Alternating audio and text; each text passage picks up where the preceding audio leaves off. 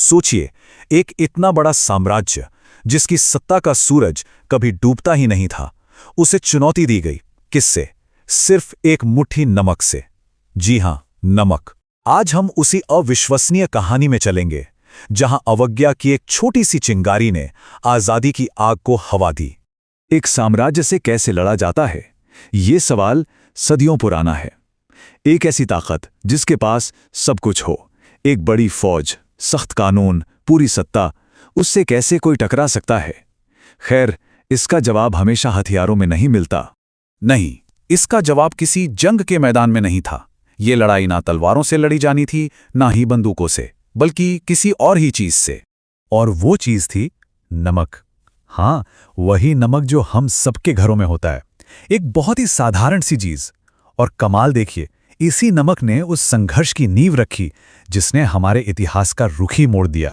लेकिन अब सवाल ये उठता है कि भाई, इतनी सारी बड़ी बड़ी परेशानियां थी, तो फिर विरोध के लिए सिर्फ नमक ही क्यों? नमक में ऐसा क्या था? असल में इसी सवाल के जवाब में इस पूरे आंदोलन की असली ताकत छिपी है। सोचिए, हवा और पानी के बाद इंसान के लिए सबसे जरूरी क्या है? नमक ही तो है। ये किसी एक तबके की जरूरत नहीं थी। अमीर हो या गरीब, हिंदू हो या मुसलमान, नमक तो सबको चाहिए। ये एक ऐसा धागा था जो पूरे देश को एक साथ पिरो सकता था। देखिए, ये सिर्फ एक टैक्स नहीं था, ये तो गुलामी का एक प्रतीक बन गया था। ब्रिटिश सरकार कैसे हर भारतीय की जिंदगी को कंट्रोल कर रही थी, ये उसका सबसे बड़ा सबूत था। ये एक ऐसा बोझ था जो हर घर के चूल्हे पर, हर निवाले में महसूस होता था। तो गांधी जी ने वायसराय को एक खत लिखा, इस नाइंसाफी भरे टैक्स को हटाने की बात की। लेकिन जवाब में क्या मिला? ठुकरा दिया गया। तब उन्होंने कहा, मैंने मांगी थी रोटी, पर बदले में मिले पत्थर। और बस यहीं से तय हो गया कि अब बातचीत का वक्त खत्म, अब कुछ करने का वक्त था। और सबसे दिलचस्प बात क्या है जानते हैं? शुरू में तो कई बड़े नेताओं को भी ये आइडिया बड़ा अजीब लगा।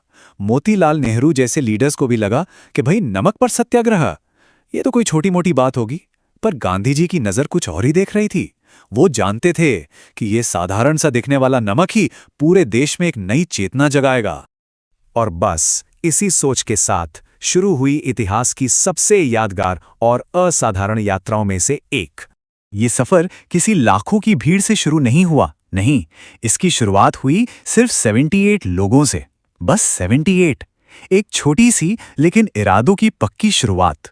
और ये 78 लोग भी कोई आम लोग नहीं थे, इन्हें गांधी जी ने खुद चुना था। ये थे सत्याग्रही, मतलब वो लोग जो सच और अहिंसा के रास्ते पर चलने के लिए पूरी तरह तैयार थे। और इनका सफर शुरू हुआ साबरमती आश्रम से, जो इस पूरे आंदोलन का, समझिए, दिल था। मंजिल थी 441 मील दूर। सोचकर देखें, 441 मील, ये एक लंबा और बहुत मुश्किल रास्ता था। उनके हौसले और हिम्मत का ये सबसे बड़ा इम्तिहान होने वाला था। जरा सोचकर देखिए, चिलचिलाती धूप में हर रोज करीब करीब 10 मील पैदल चलना। और ये सब क्यों? सिर्फ एक विचार के लिए? ये सिर्फ जिस्म की परीक्षा नहीं थी, ये तो उनके जहन और आत्मा की ताकत का सबसे बड़ा इम्तिहान था। पूरे 24 दिन ये सफर 24 दिनों तक चला। और जैसे जैसे दिन गुजरते गए, जैसे जैसे कदम आगे बढ़ते गए, ये यात्रा पूरे देश का और फिर पूरी दुनिया का ध्यान अपनी तरफ खींच रही थी। तो ये सिर्फ एक मार्च नहीं था, ये एक अनुशासित तपस्या जैसा था। पता है, हर सोमवार को आराम का दिन रखा गया था। इससे पता चलता है कि ये कोई जल्दबाजी का काम नहीं था, बल्कि एक लंबा और सोचा समझा संघर्ष था, जिसके लिए सब्र और स्ट्रैटेजी दोनों की जरूरत थी।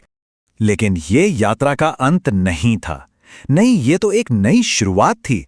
ये वो चिंगारी थी जिसने पूरे देश में आजादी की एक आग सी लगा दी।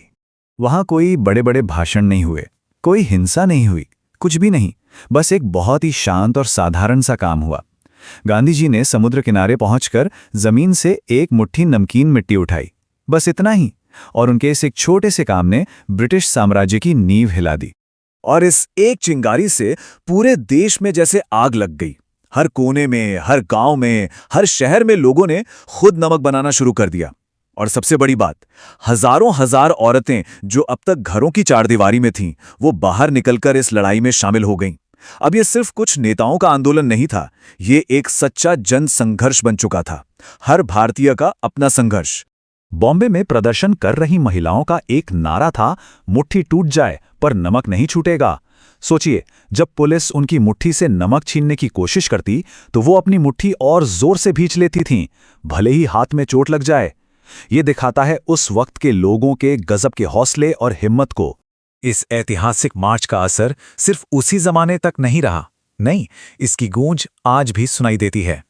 अब सुनिए, कई दशकों बाद एक आदमी ने अपने बेटे के साथ उसी 380 किलोमीटर के रास्ते पर दोबारा चलने का फैसला किया। वो ये महसूस करना चाहते थे कि गांधी जी और उनके साथियों ने उस वक्त क्या अनुभव किया होगा। तो अपनी यात्रा के दौरान उन्हें एक ऐसे बुजुर्ग के बारे में पता चला जो सच में गांधी जी के साथ उस मार्च में चले थे। किसी वजह से वो उनसे मिल नहीं पाए। तो जानते हैं क्या हुआ? वो बुजुर्ग खुद उनसे मिलने के लिए 3 किलोमीटर पैदल चलकर वापस आए, सिर्फ उस इतिहास को, उस याद को एक बार फिर से जीने के लिए।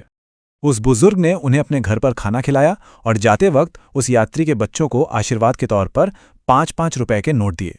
और ये करते वक्त उनकी आंखों में आंसू थे। ये वो पल था जहां इतिहास, एहसास और पीढ़ियां सब एक साथ मिल गए थे।